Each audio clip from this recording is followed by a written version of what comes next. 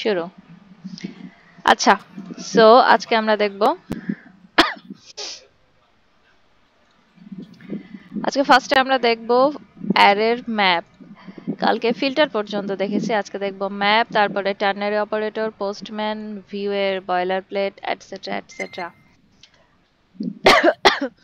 আচ্ছা, সো আমরা ফার্স্টে ম্যাপ দিয়ে শুরু করি। দেখা যায় তো না স্ক্রিন? হ্যাঁ আপু। আচ্ছা, সো কালকে যেটা ছিল এটা যদি রান করি,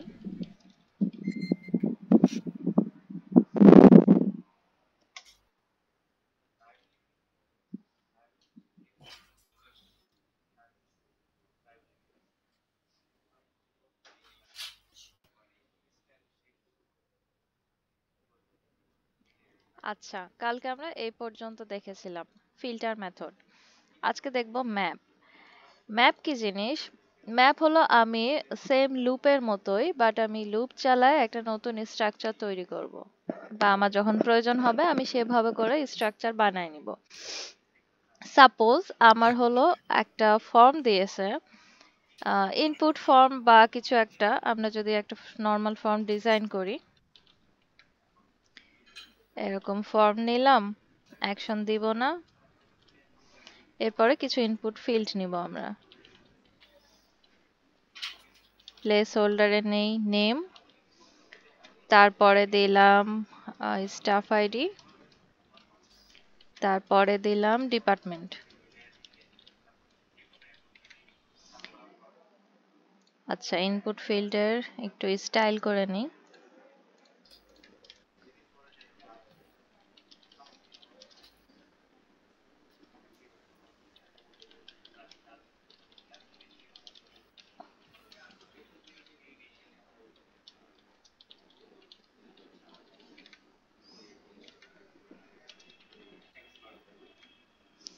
আচ্ছা, এভাবে আমরা তিনটা ফর্ম নিলাম, নেম, স্টাফ আইডি আর ডিপার্টমেন্ট। এখন আমি যদি একটা সাবমিট বাটন নেই,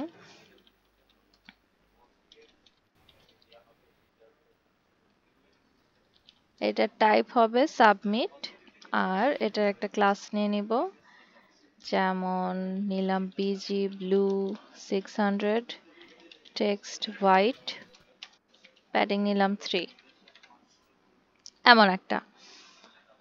আচ্ছা, এটার একটু প্যাডিং দিয়ে দেই।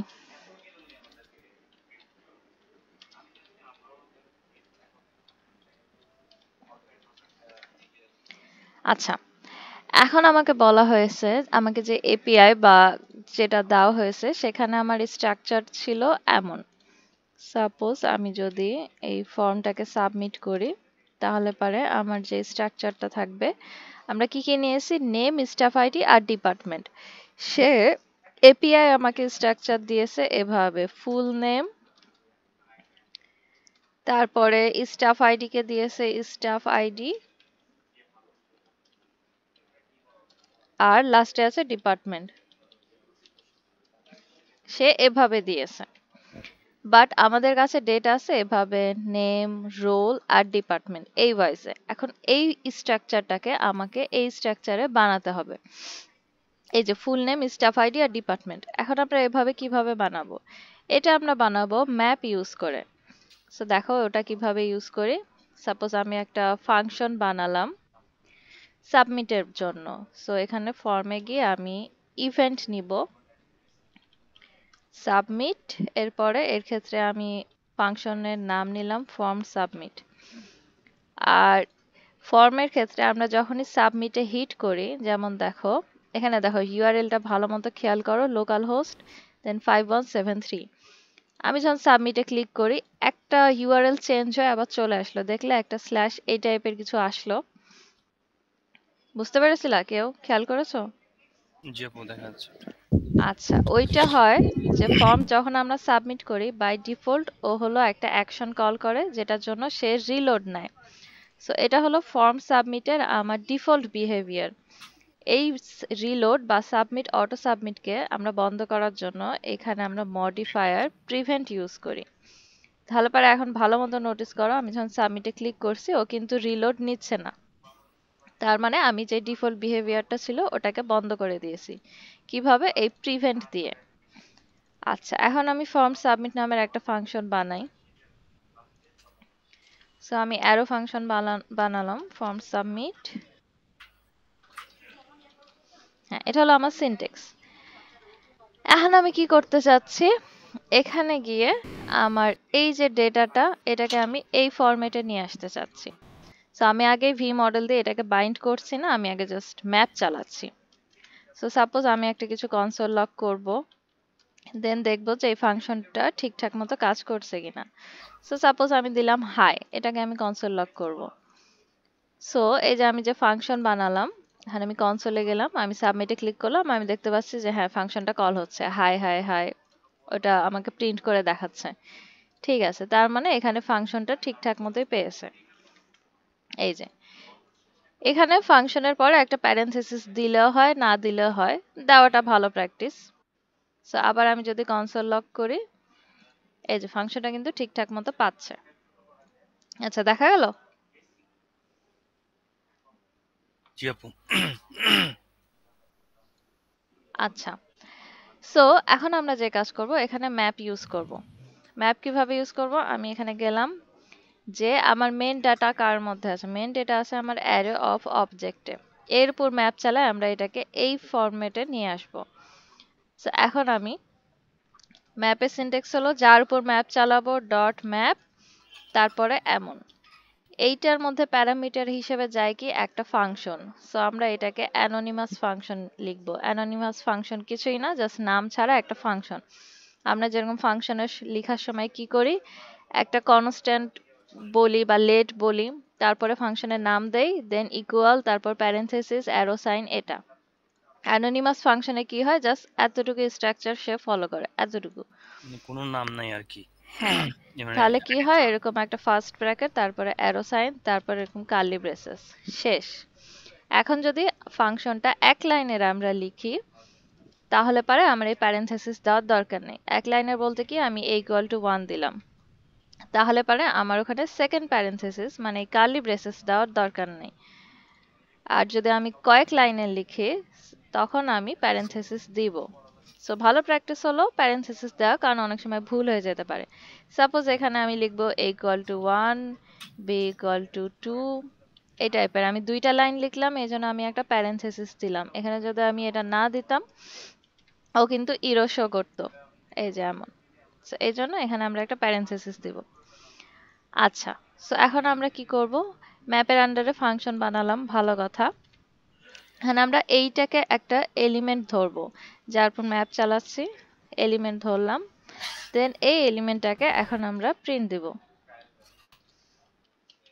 তাহলে পরে আমরা দেখব অ্যারে অফ অবজেক্ট। এই ফাংশনটাকে একটু উপরে নিয়ে যাই।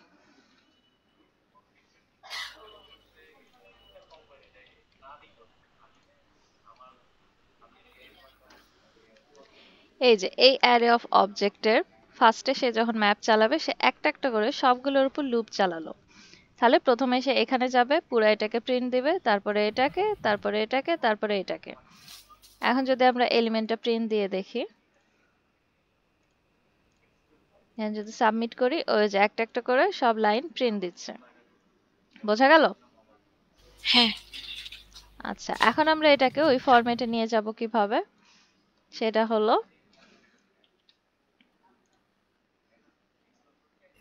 এখন আমার যে ফরম্যাটটা লাগবে, এই যে ফুল নেম, স্টাফ আইডি আর ডিপার্টমেন্ট, এই ফরম্যাটে লাগবে। সো আমি এই ফরম্যাটটাকে আগে লিখবো।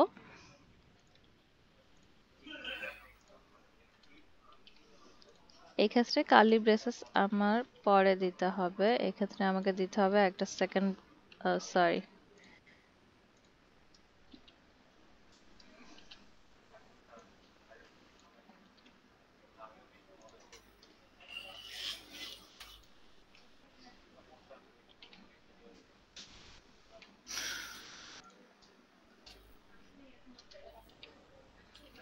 হুম, দেখা যায়।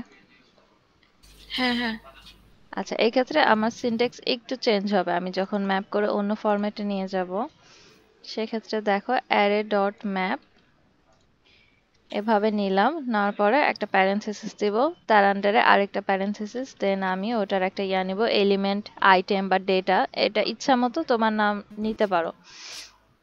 এরপরে একটা অ্যারো সাইন দিব, তারপরে একটা প্যারেনথেসিস, তার আন্ডারে একটা কার্লি ব্রেসেস। যেহেতু এটা আমি অন্য স্ট্রাকচারে নিব, আমি কিন্তু ইফ এলস কন্ডিশন দিব না। ইফ এলস কন্ডিশন দিলে এটার জায়গায় এই ফার্স্ট ব্র্যাকেটটা না দিলেও হতো, শুধু কার্লি ব্রেসেস দিলেই হতো। বাট আমি যেহেতু ইফ এলস কন্ডিশন দিব না, আমি জাস্ট এরকম একটা অবজেক্টের মতো ক্রিয়েট করব। এই জন্য আমি হলো ফার্স্টে প্যারেনথেসিস দিব, ফার্স্ট ব্র্যাকেট, তারপরে হলো আমি কার্লি ব্রেসেস দিব। বুঝতে পেরেছো? হ্যাঁ।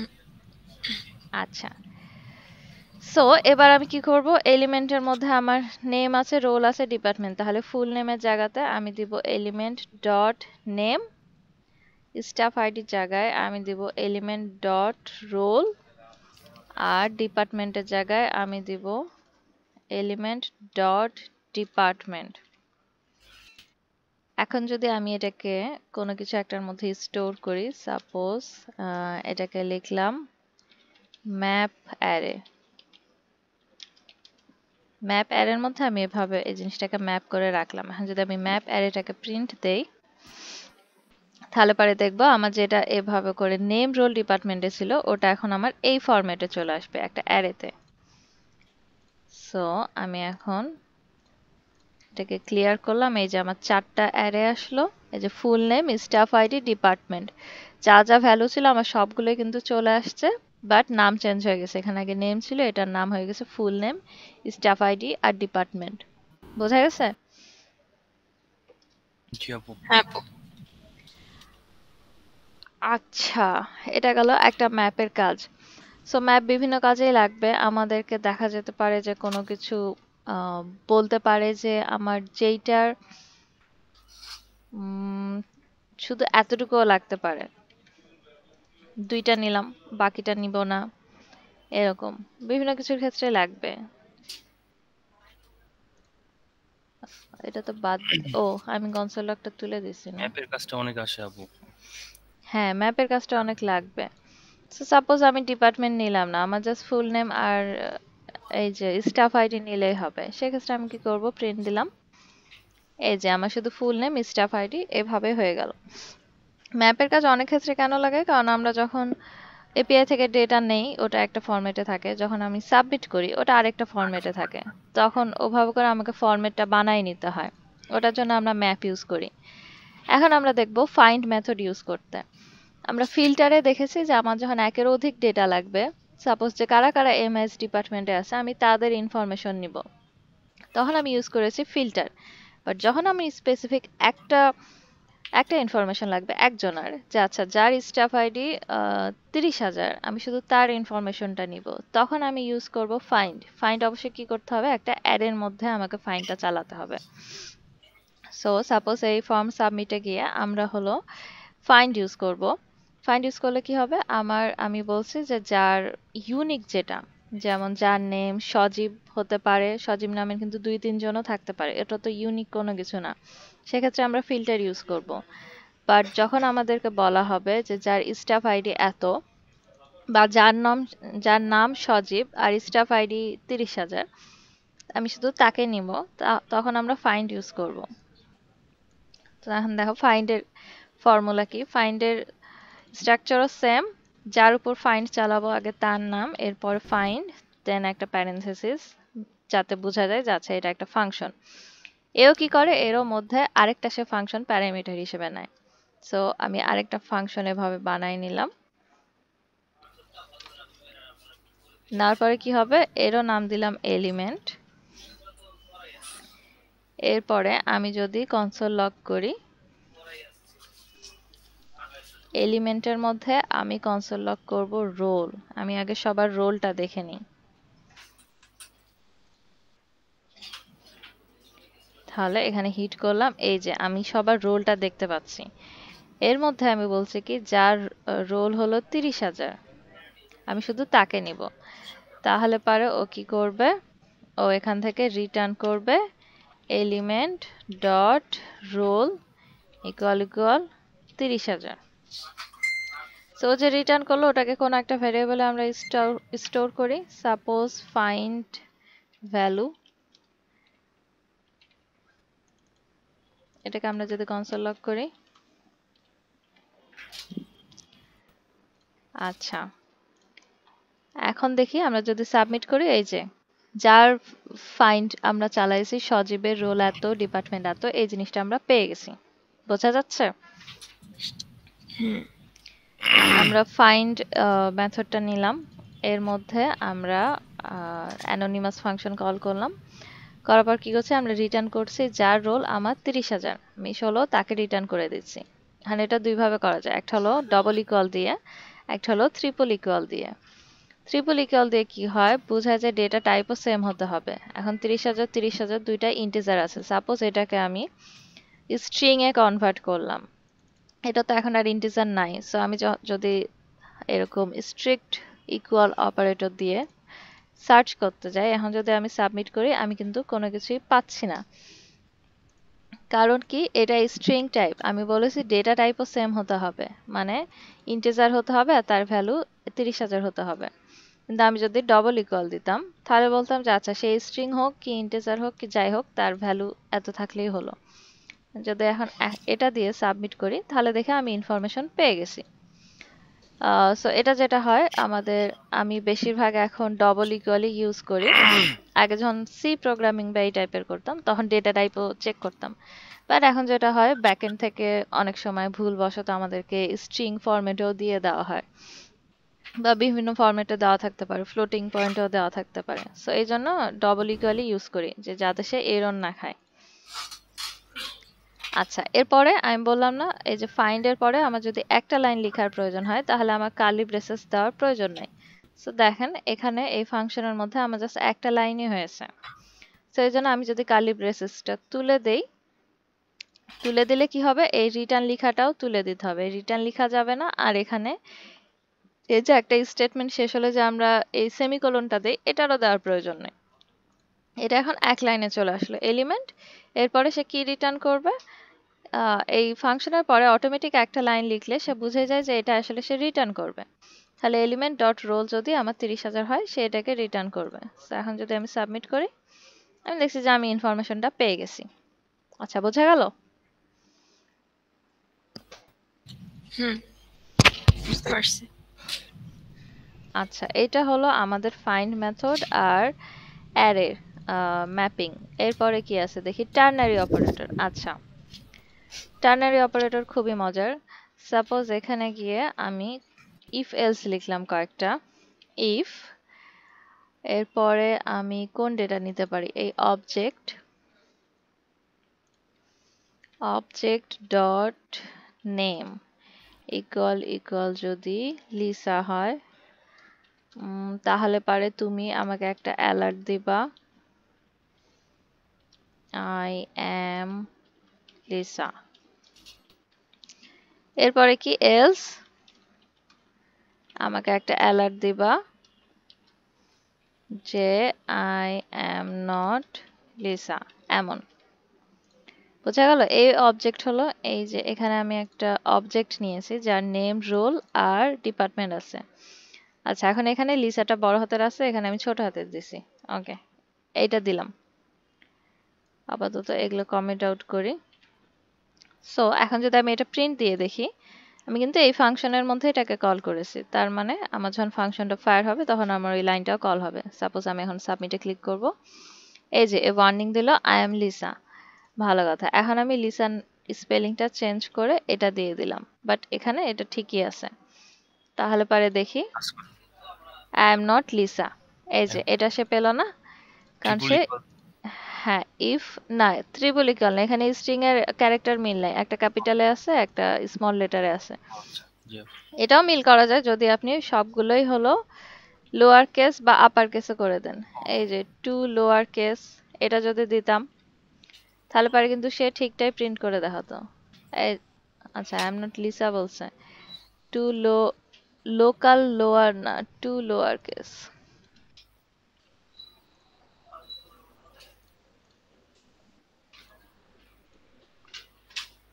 Two lower case.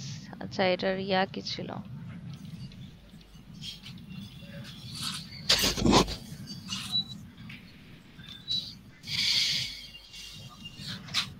হ্যাঁ, টেক্সট দিয়ে তারপরে টু লোয়ার কেস। আচ্ছা, এখানে কি আছে? Object dot name. Object dot name এর মধ্যে আমার, আচ্ছা এটা আমি ঠিকই ছোট হাতের কনভার্ট করেছি, বাট একে আমরা ছোট হাতের কনভার্ট করিনি। সো সাপোজ এটাকে আমি টু লোয়ার কেস না দিয়ে আপার কেস দিয়ে দিলাম, আর এটাকে আমি বোল্ড এভাবে লিখলাম। তাহলে দেখেন দুটার কিন্তু স্পেলিং ঠিক না। স্পেলিং বলতে এই যে ফর্ম যেটা, এটা কিন্তু পুরাটাই আপার কেস, এটা টোটালি লোয়ার কেস। হ্যাঁ, বাট এখন যখন আমি হিট করব, আমি কিন্তু তাও আমার কারেক্ট অ্যান্সার পেয়ে যাচ্ছি, কারণ আমি এই একটা মেথড আছে built in to upper case বা টু লোয়ার কেস, এটার মাধ্যমে আমি সবগুলোকে এইটাকেও আপার কেসে কনভার্ট করে ফেলছি। আচ্ছা, এখন দেখো এটা যেটা হচ্ছে, এখানে ইফ এলস দিয়ে আমাকে দুইটা কন্ডিশন দেওয়া হচ্ছে, যেটার জন্য আমাকে এই 1 2 3 4 5 লাইনের একটা কোড লিখতে হচ্ছে। এটাকে আমরা খুব সহজে টার্নারি অপারেটর দিয়ে লিখতে পারি। টার্নারি মানে হলো 2, তার মানে অবশ্যই আমার যখন দুইটা কন্ডিশন থাকবে তখন আমি ওই অপারেটরটা ইউজ করতে পারবো। আমার যদি তিনটা কন্ডিশন থাকতো, এখানে যদি আবার এলস ইফ দেন আবার এলস থাকতো, তখন আমি টার্নারি অপারেটর ইউজ করতে পারতাম না। সো টার্নারি অপারেটরের সিনট্যাক্স হলো, ফার্স্টে আমার কন্ডিশন, যেমন আমার অবজেক্ট, এখানে ইফ এর মধ্যে যেটা লিখেছি না, এটাকে আমি টার্নারি অপারেটরে ফার্স্টে লিখবো, যে যদি আমার এটা ইকুয়াল লিসা হয়, তাহলে পারে হোয়াট দিয়ে কি আমার কেস 1, এরপরে একটা কোলন, এরপর কি কেস 2। এখন কেস 1 কেস 2 কি? কেস 1 কেস 2 হলো এটা ইফ এর মধ্যে আমি যেটা লিখেছিলাম সেটা এখন আমি এখানে দিব, এই কোলনটা ছাড়া, সেমিকোলনটা ছাড়া। সাপোজ আমার নাম যদি লিসা হয়, তাহলে অ্যালার্ট দিবে, এরপরে এলস এর মধ্যে আমরা যেটা লিখেছিলাম সেটা আমরা এখানে দিব। তাহলে দেখি টার্নারি অপারেটর কিভাবে লিখলাম। আমরা ইফ এর মধ্যে যে কন্ডিশনটা দিব ওটা আমরা ফার্স্টে কন্ডিশন আকারে নিব, তারপরে একটা হোয়াট সাইন দিব, তারপরে আমার ইফ এর মধ্যে কি থাকবে, যে এটা যদি এটা হয় তাহলে কি থাকবে সেটা লিখবে, এরপর একটা কোলন দিয়ে এছাড়া অন্য কেসে কি ছিল সেটা লিখবে। তাহলে আমরা যদি দেখি, আমরা ইফ এলস এর সে 4 লাইনের কোডটাকে আমরা এভাবে টার্নারি অপারেটর দিয়ে এক লাইনে লিখতে পারি। বোঝা গেল? ইয়েস, বুঝতে পেরেছি। আচ্ছা, সো সাপোজ এখানে ফার্স্টে লিসাই আছে, এটাকে আমি যদি এখন প্রিন্ট দেই, তাহলে যে আই এম লিসা, ঠিক আছে। এখন আমি এটার নাম চেঞ্জ করে দিব, দিয়ে নাম দিব এলআইএস এ, তাহলে পরে যদি দেই আই এম নট লিসা। ওকে, বোঝা গেল টার্নারি অপারেটর কি? হ্যাঁ। আচ্ছা, এখন যেটা হয়, সিঙ্গেল যেগুলো থাকে, যেমন এই যে আমরা অনেক সময় কি করি, এই যে এগুলোর আগে আমরা একটা হোয়াট সাইন দেই, এই যে হোয়াট সাইন, এই হোয়াট সাইনটা কিন্তু এই যে এইখান থেকে আসে, বোঝা যায় টার্নারি অপারেটর। তার মানে কি? তার মানে হলো অ্যারে অফ অবজেক্টে যদি লেন্থ থাকে, তাহলে পারে তুমি এই ম্যাপ ফাংশনটা চালাও। অ্যারে অফ অবজেক্ট যদি আমার নাল হতো, সাপোজ এই অ্যারেটা নাই, এটা যদি আমার নাল হতো বা এমটি স্ট্রিং হতো, তখন কিন্তু আমার এই ম্যাপ চালালে পারে এরর আসতো। সো এরর এড়ানোর জন্য আমরা হলো হোয়াট সাইন দিয়ে বলি যে যদি এটার ভ্যালু ট্রু হয় বা যদি এটা একটা অ্যারে হয়, তাহলে পারেই তুমি ম্যাপ চালাও, বা যদি এটা ম্যাপ চালানোর মতো উপযুক্ত হয় তাহলে তুমি ম্যাপ চালাও। সো এখন দেখো, এখানে আমি হোয়াট সাইন দিয়েছি, এখানে আমি নাল করেছি, এখন কি হয়? আচ্ছা, ওইটা অনেকগুলোর উপর ডিপেন্ডেন্সি ছিল যেগুলোতে হোয়াট সাইন দেওয়া নাই। আচ্ছা, এরকম আমি আরেকটা অবজেক্ট ক্রিয়েট করে নিই, এটার নাম দিলাম অ্যারে অবজেক্ট। আচ্ছা, এরপরে আমি এখানে গিয়ে অ্যারে অবজেক্টের উপর চালাবো, বাট এই হোয়াট সাইনটা দিব না।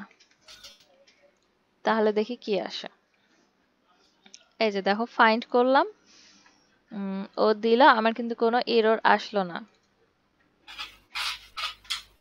হ্যাঁ, এরর আসলো না কেন? কারণ এটা হলো আমার একটা অবজেক্ট। সো আমি এইটাকে এখন নাল করে দিব, তাহলে হয়তো এটার উপর সে ম্যাপ চালাতে পারবে না, ফাইন্ডও চালাতে পারবে না, কারণ তার কোনো ভ্যালুই নাই।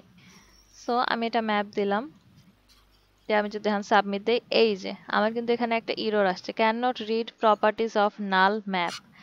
মানে এটা সে অ্যারে না বা এটা অ্যারের উপযুক্ত না, এর উপর ম্যাপ চালানো যাবে না। বাট আমি যদি এর আগে সুন্দর একটা হোয়াট সাইন দিতাম, আমার এমন কোনো ইররই আসতো না। এই যে আমি হোয়াট সাইন দিয়েছি, আমার কিন্তু কোনো ইররই আসেনি। কারণ হোয়াট সাইন দিলে সে বুঝবে যে আচ্ছা এটা যদি আমার ম্যাপের উপযুক্ত হয় তাহলে আমি ম্যাপ চালাবো, না হলে পারে আমি এটার ম্যাপের মধ্যে ঢুকবোই না, আমি এই জিনিসটা এক্সিকিউটই করব না। এই জন্য আমরা সবকিছুর ক্ষেত্রে একটা হোয়াট সাইন দেই। যখনই বলি যে এটার মধ্যে এটা আছে, ওটার মধ্যে এই নামে নাও থাকতে পারে। সো জাভাস্ক্রিপ্ট কি করে, সে যেহেতু লাইন বাই লাইন এক্সিকিউট করে। স্ক্রিপ্ট মানে কি, স্ক্রিপ্ট মানে ওই যে মুভিতে যেরকম স্ক্রিপ্ট লিখে না, যেটা লাইন বাই লাইন পড়তে হয়, হুম। জাভাস্ক্রিপ্টে সেরকম স্ক্রিপ্ট মানে হলো আমাকে লাইন বাই লাইন সে এক্সিকিউট করে। সো সে যদি এই লাইনে এরর পায়, সে কিন্তু বাকি লাইনগুলো আর এক্সিকিউট করবে না, সে ওই লাইনে গিয়েই অ্যালার্ট শো করে অপারেশন বন্ধ করে দিবে। সো এই জন্য বড় বড় প্রজেক্টের ক্ষেত্রে আমরা সবসময় যখনই মনে হয় যে না এই ভ্যারিয়েবলটার নাম চেঞ্জ হতে পারে বা ডাইনামিক ভ্যালু, আমরা সবসময় একটা হোয়াট সাইন দিয়ে রাখি যে তোমার এটা থাকলে তুমি এটা এক্সিকিউট করবা, না হলে পারে তোমার এই কন্ডিশনে যাওয়ার দরকার নাই, তুমি নিচের লাইনটা এক্সিকিউট করো এভাবে। সো এই ফাইন্ড ভ্যালু এখানে এলিমেন্ট ডট আইডি, তারপরে এই যে অবজেক্টের মধ্যে যদি আমার নেম থাকে তাহলে পারে তুমি সেটাকে আপার কেসে কনভার্ট করো। বাট আমার যদি অবজেক্টের মধ্যে নেম নাই থাকতো, সাপোজ কিছুই নাই, নাল আছে, তখন যদি আমি এরকম হোয়াট সাইন না দিতাম, তখন তখন কি করতো, সে বুঝতো যে আচ্ছা অবজেক্টের মধ্যে নেম আছে, যেই ভ্যালুই থাকুক ওটাকে তুমি আপার কেসে কনভার্ট করো। তো অবজেক্টের মধ্যে তো কোনো ভ্যালুই নাই, সেটাকে সে আপার কেসে কনভার্ট করবে কিভাবে, তখন সে একটা ইরর দিয়ে বসে থাকবে। এটাই, সেজন্য আমরা সবকিছুর আগে একটা করে ওয়ার্ড দিব। যখনই দেখবো আমরা ডট দিচ্ছি, তখনই তার আগে একটা ওয়ার্ড দিয়ে এভাবে করে আমরা এই জিনিসটাকে ডিফাইন করব। বুঝা গেল? হুম, বুঝতে পারছি। ওকে, এটা গেল টার্নারি অপারেটর। এবার আসি পোস্টম্যানে। সো আমাদের যখন একটা এপিআই কালেকশন দেওয়া হয়, আমি একটা এক্সপোর্ট করে দেখাই।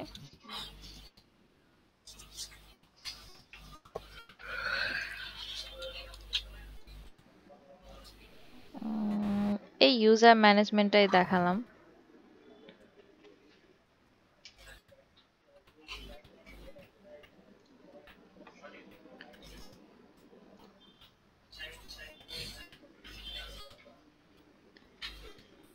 আচ্ছা, এরকম একটা কালেকশন আমাকে হলো জেসন একটা ফাইল দেওয়া হলো। সেক্ষেত্রে আমরা কি করব, কিভাবে পোস্টম্যান ইউজ করব, এখানে গিয়ে ইম্পোর্টের অপশন আছে, এটাতে গেলাম, এরপরে আমি ড্র্যাগ এন্ড ড্রপও করতে পারি বা আমি ওই ফাইলটাকে এভাবে আপলোডও করতে পারি। করলাম, এটা অলরেডি আছে, আমি এটাকে রিপ্লেস দিব না, আমি ইম্পোর্ট অ্যাজ কপি দেব। আচ্ছা, দিলে পারে যদি আমরা এখানে যে কোনো একটাতে ক্লিক করি, আমরা দেখি এখানে কিছু সার্ভার দেওয়া আছে, বাট সার্ভারের লিংক আমাদেরকে তখন দেওয়া নাই। পরে নিচে হয়তো বেস ইউআরএল লিখে দিয়েছে, তখন কি করব, যত জায়গায় সার্ভার আছে আমরা কি তখন প্রত্যেকটা জায়গায় গিয়ে সার্ভারের লিংকগুলো বসাবো? তখন আমরা যে কাজ করব, যেগুলো আমরা ডাইনামিক ভ্যালু, যেমন এই সার্ভারটা, এটাকে নিয়ে এই নামটাতে একটা ক্লিক করব। করার পরে দেখবো আমাদের এরকম একটা ইন্টারফেস আসে, যেখানে আসে overview, authorisation, scripts, variables, run. এখানে ভ্যারিয়েবলে যাব, যে এই সার্ভারের নামটা এখানে দিব, তারপর এটা কোন সার্ভার, এভাবে করে আমি ইনিশিয়াল ভ্যালু আর কারেন্ট ভ্যালু পেস্ট করে দিব। বোঝা গেল? হুম, হুম। সিমিলারলি এটা যখন আমরা হিট করব, আমার যখনই গেট মেথড বা যে মেথডই থাকুক, আমি আগে অথরাইজেশনে দেখব যে আমাকে এই বিআরআর টোকেন দেওয়া আছে কিনা। এই যে এখানে টোকেন দেওয়া আছে, অনেক সময় কিন্তু বলা থাকে নো অথ, মানে সেটা হলো আমার পাবলিক এপিআই। সেই এপিআইটার লিংক আমি যে কোনো ব্রাউজার বা যে কোনো জায়গাতে হিট করলে পারে আমি ডেটা পেয়ে যাব। বাট যেটা প্রোটেক্টেড এপিআই, সেটার জন্য আমার অবশ্যই একটা টোকেন দিতে হবে। সো অনেক সময় বিআরআর টোকেন এখানে দেওয়া থাকলে টোকেন দেওয়া থাকে, বা অনেকে হেডারের মধ্যে এখানে এই যে অথরাইজেশন দিয়ে তারপরে এভাবে দেয় বিআর আর দেন এভাবে করে টোকেনের নামটা দিয়ে দেয়। কারণ টোকেন হলো আমার ডাইনামিক, আমার এটা প্রত্যেকটা পেজেই লাগবে। সো এটা দুই ভাবেই দেয়, যে আপনাকে এপিআই প্রোভাইড করবে সে দরকার হলে এভাবেও দিতে পারে অথবা এভাবেও দিতে পারে। সো এখন এই টোকেনটা পাবো আমরা কোথা থেকে, এই লগ ইন থেকে। হিট করি, দেখি ইউজার আইডি পাসওয়ার্ড ঠিক আছে কিনা। আচ্ছা, পরে এখান থেকে যখন আমরা টোকেন পাবো, আমরা করব কি ওই টোকেনটাকেও এখানে সেভ করে এখানে আর এখানে বসাই দিলাম। এরপরে আমি এই ফাইলটা এক্সপোর্ট করি, দিয়ে দিয়ে দেই, বা দরকার হয় যে আমাদেরকে জেসন ফাইলটা দিবে তাকে বলবো যে তুমি সার্ভারের নেমটা আমাকে এই ভ্যারিয়েবলের মধ্যে সেভ করে দিয়ে দাও, তাহলে আমাকে বারবার চেঞ্জ করতে হবে না। এই যে এই যে এইখান থেকে আমরা টোকেনটাকে পেলাম, এটাকে এখন আমরা কপি করব, কপি করে এই নামে গিয়ে ভ্যারিয়েবলে গিয়ে টোকেনের কারেন্ট ভ্যালু আর ইনিশিয়াল ভ্যালুতে বসাই দেব। ইনিশিয়াল ভ্যালু হলো একবারে ফার্স্টে যখন দুটাই নাল থাকবে, বাট যখনই আপনারা বারবার চেঞ্জ করবেন তখন এই কারেন্ট ভ্যালুতে দিলেই হবে।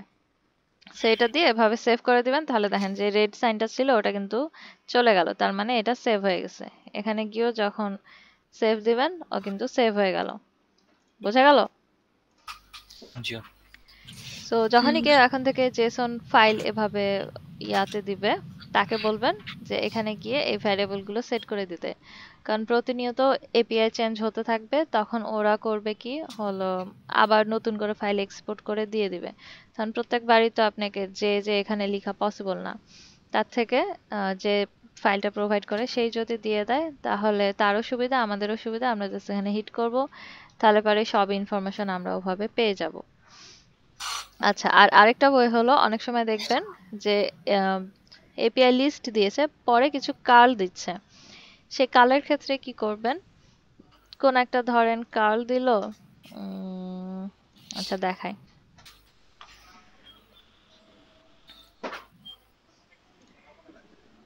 সাপোজ এটারই একটা কার্ল দিবে, কার্ল আপনারাও পাঠাতে পারবেন। এখানে দেখেন এই যে এখানে কোড লেখা আছে না, দেখা যায়? জি আপু। এই কোডে গিয়ে হিট করবেন, দেন এখানে একটা লেখা আছে সি কার্ল, এটাকে কপি করবেন। কার্ল দিলে কিছুই না, জাস্ট নতুন একটা ট্যাব অন করে যেখানে ইউআরএল পেস্ট করেন ওখানে গিয়ে পেস্ট করে দিবেন। পেস্ট করলে ওর পুরা ফরম্যাট চলে আসবে। পোস্ট মেথড হলে সবগুলো বডিতে আসবে, গেট মেথড হলে প্যারামসে আসতে পারে, কিন্তু গেট মেথড হলে বডিতে আসবে না, পোস্টের ক্ষেত্রে বা পুটের ক্ষেত্রে বডিতে আসবে। আচ্ছা, সো এটা কি ছিল, লগ ইন। আচ্ছা, এটাতে এরপরে হিট করি, আমি এটা পেয়ে গেলাম। পেয়ে যাওয়ার পরে আপনি ধরেন বললেন যে আচ্ছা এটা এই প্রজেক্টের মধ্যে ছিল, তখন সেভে গিয়ে আপনি কোন প্রজেক্টে সেভ করবেন ওখানে গিয়ে এটা দিয়ে দিলেই হবে। আর অনেক সময় আপনি কিভাবে কার্ল পাঠাবেন, সাপোজ আমার একটা প্রজেক্ট আছে, আমাকে বলছে যে এটার কার্লটা পাঠাও, তখন কিভাবে কার্ল পাঠাবো, তখন আমরা ব্রাউজার থেকে কার্ল পাঠাবো। যেমন এটা যদি অন করি,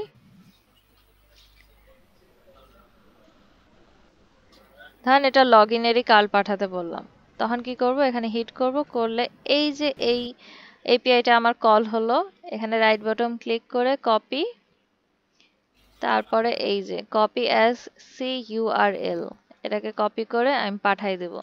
বা সেম জিনিসটা আমি যদি পোস্টম্যানে হিট করি, এখানে জাস্ট পেস্ট করে দেই, আমার এই পুরো স্ট্রাকচারটা চলে আসবে। এমন বোঝা যায়? হুম হুম। আচ্ছা, এটা গেল আমাদের পোস্টম্যান সম্পর্কে আইডিয়া। এরপরে আসি হলো অ্যাসিঙ্ক অ্যাওয়েট, যেটার মাধ্যমে আমরা এপিআই কল করব। তো ওটার জন্য আগে আমাদেরকে একটা লগ ইন পেজ ডিজাইন করে দিতে হবে, তারপরে ওটা নিয়ে আমরা দেখব। এরপর কি আছে, ভিউ বয়লার প্লেট। আচ্ছা, ভিউ বয়লার প্লেট সম্পর্কে একটু ডেসক্রাইব করি। এই যে আমরা যেটা এরকম একটা ইউজ করছি না, এটাই হলো ভিউ বয়লার প্লেট। এটার জন্য আমরা ফার্স্টে কি করি, আমরা হলো ভাইট ইউজ করি। সো আমরা যদি ভাইটের অফিসিয়াল ডকুমেন্টে যাই,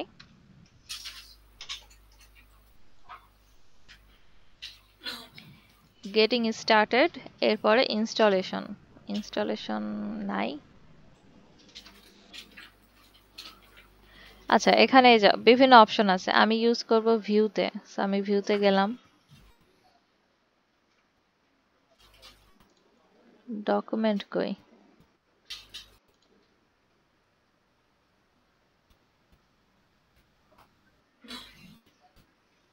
আচ্ছা ভাইট ইনস্টল,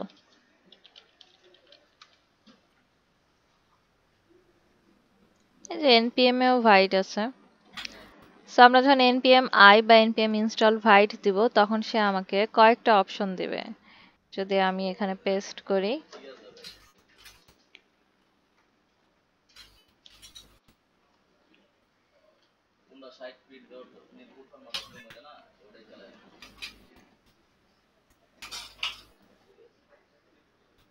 আচ্ছা, এটা এক্সিস্টিং প্রজেক্টের উপর হবে না। আমি এখানে একটা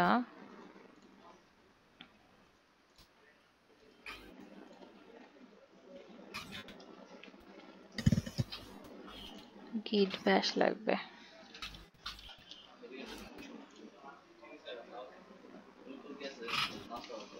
সাপোজ এখানে যদি npm i vite ইনস্টল দিলাম,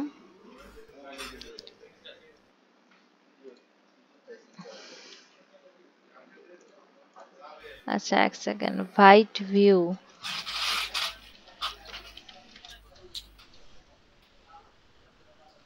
ভাইটের কি কি জানি ছিল, ভাইট লিখে মনে হয় ফোল্ডারের নাম দিতে হয়, তারপরে এই যে আপু এটা npm create ভাইট latest, এটা যখন আমি দিব, সাপোজ এখানে আমি git bash নেই,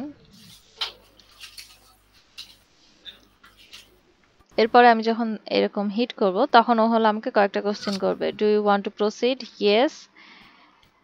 এরপরে দিলে সে প্রজেক্টের নাম দিতে বলবে, আমি ভাইট প্রজেক্টে দিব, তারপরে আমি এই যে ভিউ সিলেক্ট করব, এরপরে বলবে টাইপ স্ক্রিপ্ট না জাভা স্ক্রিপ্ট, আমি জাভা স্ক্রিপ্টে দিব, তারপরে এগুলো আমি নো দিব, স্টার্ট উইথ npm, হ্যাঁ ইয়েস। আচ্ছা, এরপরে সে হলো ইনস্টল দিবে। সো এভাবে ইনস্টল দিয়ে দিয়ে আমরা হলো একটা বয়লার প্লেট রেডি করেছি, যেটার মধ্যে কি কি থাকে দেখাচ্ছি। আমার ইউজার ম্যানেজমেন্ট কোথায় গেল? আপু নতুন ভাবে যে কোনো প্রজেক্টে টেলউইন্ড ইনস্টল করতে গেলে একটু সমস্যা হয়। ও হ্যাঁ, নতুন টেলউইন্ডে ওরা ভালোই প্রবলেম করছে, যেখানে আমি আগেরটা ইউজ করতে হয়, আগের বয়লার প্লেট ইউজ করে করতে হয়, না তো হ্যাঁ। সো আমি একদিন থেকে আর টেলউইন্ড নতুন করে দেইনি, আমি আমিও তাই। পুরাতনটা ইউজ করি। আচ্ছা, তো যেটা হয় এই যে ইউজ করলে পরে আমি কিছু প্রি ডিফাইন্ড ফোল্ডার পাবো, ওর মধ্যে আমি যে কাজ করি, সোর্সে গিয়ে ভিউ ফোল্ডার থাকে, আর কম্পোনেন্ট রাউটার এগুলো এগুলো ফোল্ডার ওরাই দিয়ে দেয়, তার সাথে মেন জেএস দিয়ে দেয়। সো মেন জেএসে কি হয়, আমরা যত প্যাকেজ ইউজ করি এগুলো সবগুলোকে ইউজ দিয়ে দিয়ে এখানে আমরা লিখি, এটা যে কোনো প্যাকেজ ইনস্টল করলে তাদের ডকুমেন্ট পড়লে বোঝা যায় যে কাদেরটা মেন জেএস এর সাথে কানেক্ট করতে বলে। আচ্ছা, সো আমরা যে কাজ করি, আমরা এখানে গিয়ে সোর্সের মধ্যে অ্যাসেট নামের একটা ফোল্ডার নেই, যার মধ্যে আমরা দুইটা ফোল্ডার নেই, সিএসএস আর একটা ইমেজ। সিএসএস বলতে আমরা যদি কাস্টম কোনো style dot CSS file use করতে যাই, এগুলো আমাদের কাস্টম ফাইল, সেগুলো আমরা এখানে লিখি। যেমন এখানে আমি চাচ্ছি যে সবগুলোরই বক্স সাইজ হবে বর্ডার বক্স, আর ফন্ট ফ্যামিলি হবে এই যে অক্সিজেন নামের এটা, আর ফন্ট সাইজ হবে এত। সিমিলারলি বডিরও আমি কিছু বলে দিই। আর এরপরে ইমেজ হলো আমার যত ইমেজ আমি ইউজ করি এগুলোকে আমি ইমেজে সেভ করি অ্যাসেটের মধ্যে। আর কম্পোনেন্টের মধ্যে কি করি, যেগুলো কম্পোনেন্ট আমার বারবার বিভিন্ন পেজে লাগতে পারে সেগুলো আমি এই কম্পোনেন্টের মধ্যে রেখে দেই। তার সাথে একটা লেআউটও রেখে দেই। লেআউটের মধ্যে কি কি থাকে, আমার এই যে হেডার ফুটার এগুলো তো আমার সবগুলো পেজেই লাগবে, সো এগুলোকে আমি লেআউট নামের একটা ফোল্ডারে ক্রিয়েট করি। এরপরে মধ্যখানে যে কন্টেন্টগুলো শুধু আমার ডাইনামিক হবে এক একটা পেজের জন্য এক একটা, ওইখানে গিয়ে আমি এই স্লট ইউজ করি। স্লট দিলে বোঝা যায় যে ওই কম্পোনেন্টটা অন্য কোথাও কল করে ওর আন্ডারে আমি যা যা লিখবো এই স্ট্রাকচারের মধ্যে ওই জিনিসটাকে পুট করবে। আচ্ছা, সো এরপরে রাউটার ডট জেএস এর মধ্যে আমার সব পাথগুলো ডিফাইন করা থাকে। এখানে ফার্স্টে রাউটস দিয়ে একটা অ্যারে নেই, এরপরে কি করি, ওই অ্যারেটাকে এই ক্রিয়েট রাউটের মধ্যে হিস্ট্রি আর থাকে রাউটস। হিস্ট্রি এটা দিয়ে বোঝায় যে সে সবগুলোকে স্ট্যাক করে রাখবে, হিস্ট্রি করে রাখবে, যে আমরা যখন ব্যাক বাটনে ক্লিক করি তখন আমরা প্রিভিয়াস পেজে যাই, বা আমরা যখন ফরওয়ার্ড বাটনে ক্লিক করি তখন আমরা আরেকটা পেজে যাই, এগুলো সবকিছু সে হিস্ট্রিতে স্টোর করে। আর রাউটস হলো এই অ্যারেটা, ও বোঝায় যে তুমি কোথা থেকে হিস্ট্রিটা নিবা, তো এই অ্যারেগুলো থেকে, এই বেস পাথগুলো থেকে।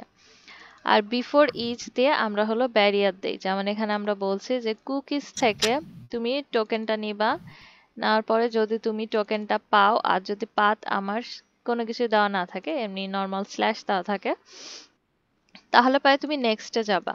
আর যদি টোকেনটা পাও বাট এগুলো এগুলো ওই যে কিভাবে হোমে যাবে, কিভাবে সে লগ ইন করার পরে আর লগ ইন পেজে ব্যাক করতে পারবে না, বা লগ আউট করার পরে সে কোনোভাবে ভেতরের পেজগুলোতে যেতে পারবে না, এগুলোরই ব্যারিয়ার এখানে দেওয়া আছে। আর এখানে কুকিজ ডট গেট টোকেন দেওয়া আছে। কুকিজ কি, এই যে আমরা রাইট বটন ক্লিক করলে এখানে যদি অ্যাপ্লিকেশনে যাই তাহলে এখানে আমার লোকাল স্টোরেজ আছে, লোকাল স্টোরেজে আমি কি কি ডেটা সেভ করে রাখবো এটা এখান থেকে দেখা যায়।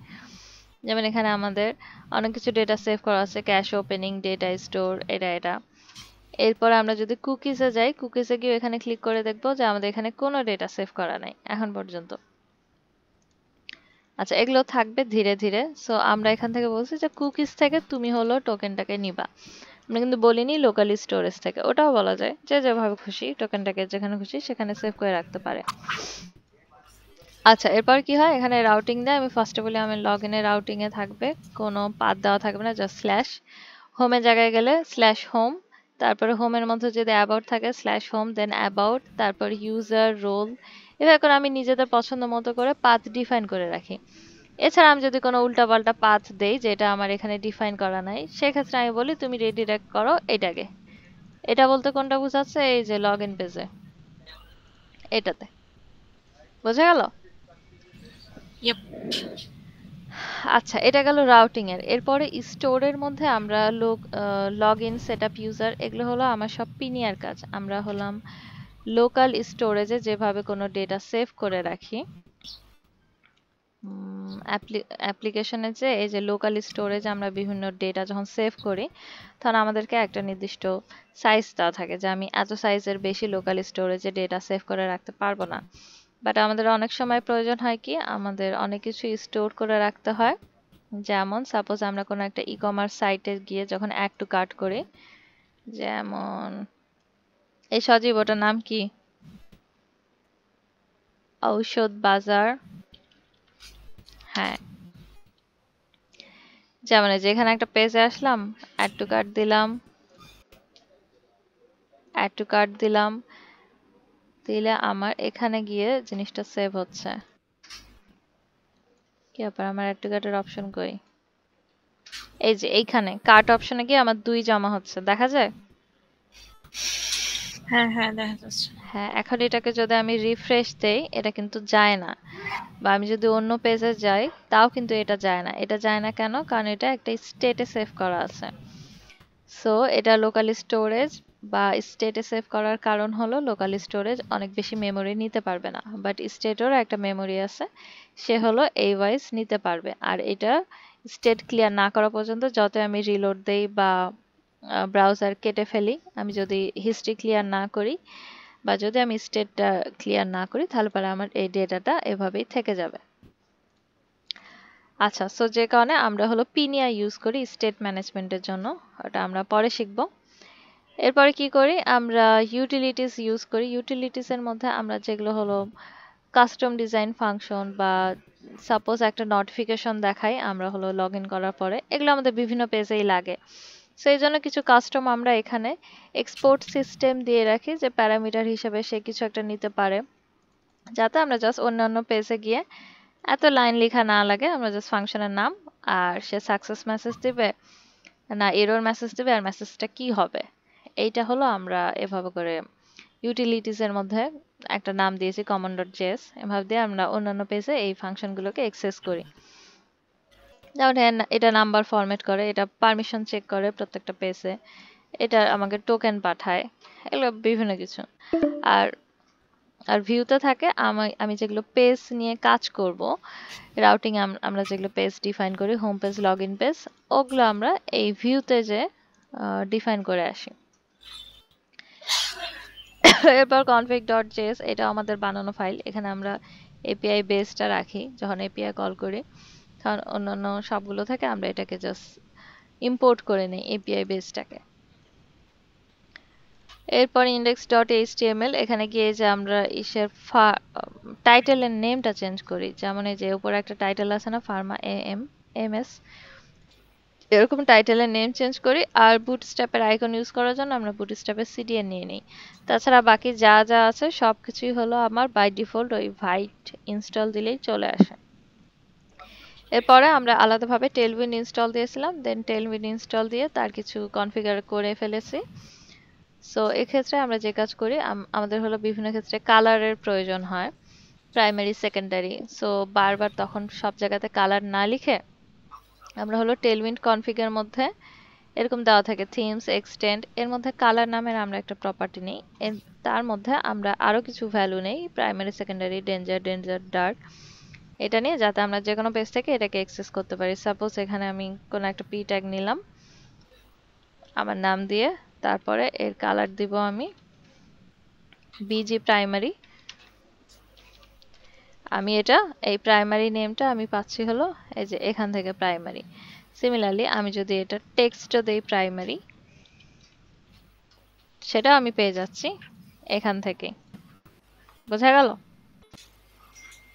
হ্যাঁ আচ্ছা এভাবে করে আমরা টেলউইন্ডটাকেও শর্টকাটে এখানে নিয়ে আসছি আর আচ্ছা আর এটা হলো void config এটা যখন আমরা এই যে এই এলিয়াসের মধ্যে এটা অ্যাড দিয়ে বোঝায় যে আমরা যখন কোনো কিছু ইম্পোর্ট করি তখন আমাদের কি থাকে আমরা স্ল্যাশ স্ল্যাশ দিয়ে করি না এই যে মেইন লেআউটটা কি আছে কম্পোনেন্টের মধ্যে এততে আছে সো এটাকে আমরা যখন এভাবে ইম্পোর্ট করতাম এত তারপরে কি করতাম আবার আরেকটাতে যেতাম তারপরে এর মধ্যে কম্পোনেন্ট আছে তারপরে এর মধ্যে আছে আমার লেআউটস তারপরে এর মধ্যে আছে আমার মেইন লেআউট এভাবে করে আগে হলো আমরা ইম্পোর্ট করতাম HTML এ বাট এখানে কোথায় গেল void.config এখানে আমি বলে দিয়েছি alias balize এটা দিয়ে বলছি এটা দিয়ে কি বলছি এই যে সোর্স যে ফাইলটা আছে src এইটাকে আমরা এই দিয়ে @ এই সাইনটা থেকে আমরা সোর্স ফাইলটা বোঝাই সো আমি এতগুলো ফাইল না লিখে আমি তো জানি যে এটা সোর্সের মধ্যে কম্পোনেন্ট নামে ফোল্ডার তারপর লেআউট তারপরে এটা আছে সো আমি বারবার এটা না লিখে আমি জাস্ট এটা দিয়ে বোঝাতে পারি যে এটা হলো আমার সোর্স ফোল্ডার ফার্স্টে সে সোর্স ফোল্ডারে যাবে তারপরে কম্পোনেন্টে যাবে তারপর লেআউট তারপর মেইন লেআউট এটা দিলে হয় কি আমি এই ফাইলটা তো পরবর্তীতে এর মধ্যে নাও থাকতে পারে আমি এটাকে এখানে ওখানে যে কোনো জায়গাতে মুভ করতে পারি সেই ক্ষেত্রে আমার এই ডট ডট ডট বা এই পাথের কোনো প্রবলেম হবে না কারণ আমি সবসময় অ্যাড দিয়ে বুঝাই দিয়েছি যে তুমি সবসময় সোর্স ফাইল থেকেই দেখবা যে সোর্স ফাইলের মধ্যে এই ফোল্ডার আছে কিনা তারপরে এই ফোল্ডার আছে কিনা তারপরে এই ফাইলটা আছে কিনা এভাবে পাথ চেক করো বোঝা গেল হ্যাঁ আচ্ছা আর এখানে আরেকটা আছে বেস এটা যেটা হয় আমরা এসিআই যে সার্ভারে আপলোড করি সে আপলোড করার সময় আমার যে ফোল্ডার নাম দেওয়া হয় সেটাই হলো আমার বেস দিতে হয় যেমন আমি যদি এগ্রোজিবিটিতে যাই এটা হলো আমার এসিআই সার্ভার এই dashboard.acigroup.info এটা হলো 108 নাম্বার সার্ভার এর আন্ডারে একটা ফোল্ডার আছে আমার ফোল্ডারের নাম হলো এগ্রোজিবিটি সো এগ্রোজিবিটি আমি যেভাবে লিখেছি এই যে ডবল স্ল্যাশ দিয়ে আমি সেভাবেই এখানে বেসটাকে লিখে দিব এভাবে বোঝা গেল হ্যাঁ বুঝতে পারছি সো এখন যেহেতু এটা নতুন প্রজেক্ট আমরা কোথাও আপলোড করবো না তাই এরকম একটা স্ল্যাশ দিয়ে রেখেছি বাট এটা যদি আমরা সি প্যানেলে আপলোড করতাম তখন বেসটাকে আমাদের দেওয়া লাগতো না আমাদের এটা হাইড করে দেওয়া লাগতো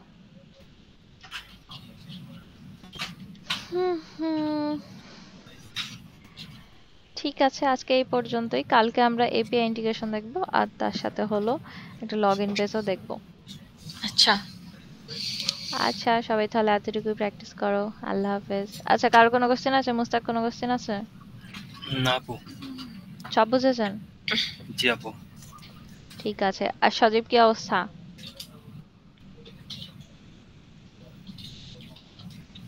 সজীব আপু আমি সরি এত ছোট ফয়সাল ভাই মেজবা ভাই ফয়সাল ভাই ছিল